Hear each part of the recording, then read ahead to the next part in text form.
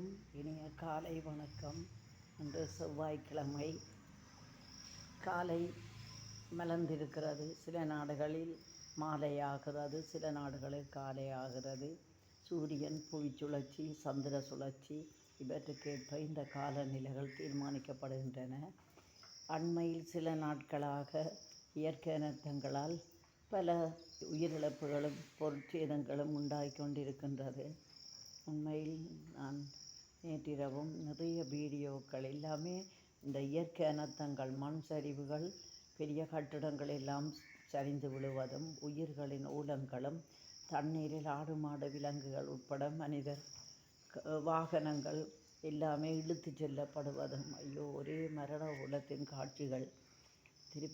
திருப்பி ஒரு 5 வீடியோ பார்த்துருப்பேன். தலைக்குள் ஏதோ தலைவலிக்கிற மாதிரி பாரமாக இருந்தது. நித்திரையும் வரவில்லை. அப்படி வீடியோக்களை பார்த்தா நித்திரை வாரதும் இல்லை இரவில். மிகவும் மனவேதனை.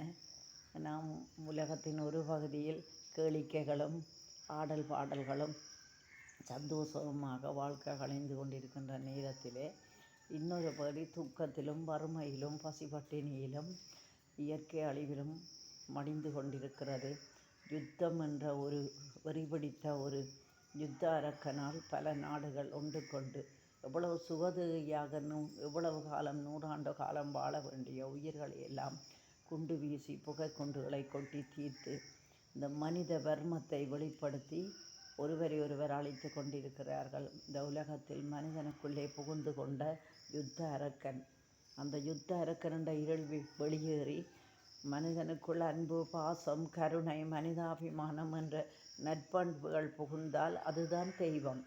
தெய்வம் என்று ஒரு வடிவத்தை கொடுப்பதை விட உண்மையிலே இந்த தெய்வீக பண்புகள் தான் தெய்வம், வேறொன்றும் இல்லை. அந்த தெய்வீக பண்புகளைத்தான் நெஞ்சுக்குள் ஒரு தெய்வம் இருப்பதாக அதுக்கு ஒரு உருவத்தை கொடுத்து நாங்கள் கும்பிடுகிறோம். இயற்கை தெய்வம், இயற்கை சக்திகள் தான் தெய்வம். இயற்கை சக்திகள் எம்மை மீற நினைத்தால் நாம் ஒன்றுமே செய்ய முடியாது. இதை உணராமல் தான் இந்த மனிதன் என்று தான் பெரிய அறிவாளி என்றும் பெரிய உலக சாதனை படைத்து விட்டதாய் அண்டவெளிகளில் ஆராய்ச்சிகள் எல்லாம் செய்து இயற்கையே தனது கட்டுப்பாட்டில் இருக்கிறது என்று இருமாப்பு கொண்டு வாழுகின்றது இந்த மனித இனம். இந்த இருமாப்புக்கு தக்க பதிலடிதான் இயற்கை தருகிறது.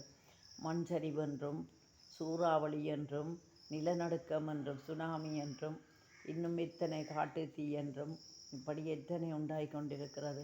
உண்மையிலேயே ஒரு உயிர் உயிரோடு மண்ணுக்குள் புதைக்கப்படுவது என்பது இவ்வளவு கொடூரமானது. மூச்சு திணறி அந்த மண்ணின் அமுக்கத்துக்குள் கிடந்து எவ்வளவு வேதனையோடு அந்த உயிர்கள் இருந்து எவ்வளவு நேரம் கிடந்திருக்கும் அந்த குற்றுயிராக அந்த உயிர்கள். சிந்தித்து பார்த்தால் உண்மையில் ஒரு கையில் ஒரு முள்ளு குத்தினால், ஒரு சிறு நெருப்பு தணலை நாம் காலால் மிதித்து விட்டால் எவ்வளவு வேதனைப்படுகிறோம், துடித்து போய் விடுகிறோம். அந்த ஒரு கண நேரத்தில் ஐயோ அம்மா என்ற வார்த்தை தான் வாயில் வருகிறது.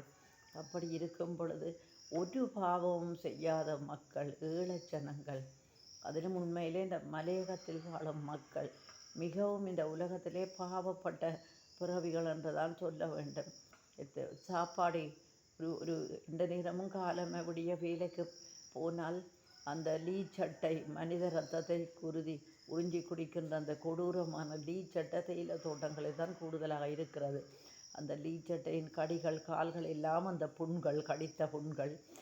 அதற்குள் தான் தேயிலை தோட்டத்தில் என்று வேலை பார்த்து மாலையாகி வீடு வர வேண்டும். அதுக்குள் தேயிலை தோட்டத்துக்குள் இருந்து சிறுத்தை வாயிலோ என்ன வாயிலோ உயிர்களுக்கு உத்தரவாதம் இல்லை. வீட்டை போய் கோதுமை மாவில் ரொட்டி தான் சாப்பாடு. பெரும்பாலும் மாலையில் இரவில் படுத்தால் யானை வரும், கொட்டகைகளை பிடுங்கி எறியும், மனிதர்களை தாக்கும். இப்படியே அந்த ஒரு நல்ல சுத்தமான குடிநீர் இல்லை, அழுக்கு ஆற்று தண்ணிகள், ஓடைகளில் வருகின்ற தண்ணிகள், இப்படி இத்தனை துன்பத்தையும் தாங்கின இந்த மனித இனம் இந்த பூமியில் வாழ பிறந்தது வாழாமலே குற்றுயிராக குறியாயலாக போய்விட்டது. இன்னும் தொடருகிறது இயற்கை அனர்த்தங்கள். இறைவனுடைய கைகளில் தான் எல்லாம். இறைவன் தான் மனிதனுக்கு நிம்மதியை தர வேண்டும். அந்த இறைவனிடம் அதற்காக வேண்டுவோம். இறந்த ஆன்மாக்கள் சாந்தி அடைய வேண்டும். ஓம் சாந்தி, ஓம் சாந்தி, ஓம் சாந்தி. அமைதி நிலவட்டும் அந்த ஆன்மாக்களுக்கு.